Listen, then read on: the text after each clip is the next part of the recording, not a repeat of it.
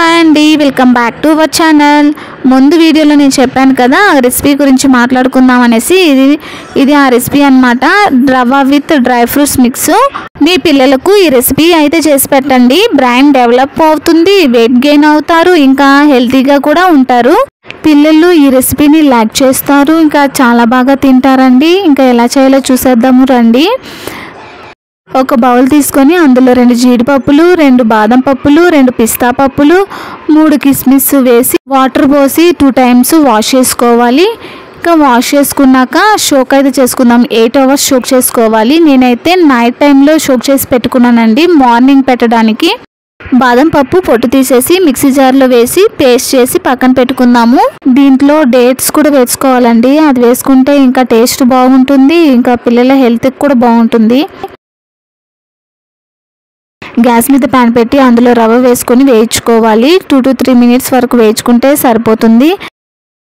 దీంట్లో నెయ్యి వేసుకొని వేయించుకుంటే టేస్ట్ అనేది సూపర్ ఉంటుందండి. ఇంకా నేనైతే నెయ్యి వేయట్లేదు, అలానే వేయించుకుంటున్నాను. ఇంకా వేయించుకున్న తర్వాత వాటర్ పోసి అయితే ఉడకబెట్టేసుకోవాలి. పిల్లలకి రోజుకో వెరైటీ ఫుడ్, డిఫరెంట్ టేస్ట్ అయితే కావాలి కదా. అలాంటప్పుడు ఒకరోజు ఇలా రవ్వ విత్ డ్రై ఫ్రూట్స్ మిక్స్ చేస్తాము, ఇంకో రోజు వచ్చేసి క్యారెట్ ఆలుని వేస్తాము, ఇంకో రోజు వచ్చేసి రాగి పిండిని వేసి చేస్తాము. అలా వేయడం వల్ల డిఫరెంట్ టేస్ట్ అయితే ఉంటుంది కదా. అప్పుడు వాళ్ళు ఈజీగా అయితే తినేస్తారు. రవ్వ అనేది ఉడికిన తర్వాత డ్రై ఫ్రూట్స్ మిక్స్ని వేసి బాగా కలిపేసుకోవాలి. డ్రై ఫ్రూట్స్ బాగా ఉడికేంత వరకు ఉంచాలి. 2-3 మినిట్స్ ఉంచితే సరిపోతుంది. కన్సిస్టెన్సీ అనేది ఇలా వచ్చినప్పుడు గ్యాస్ని అయితే ఆపేసుకుందాము.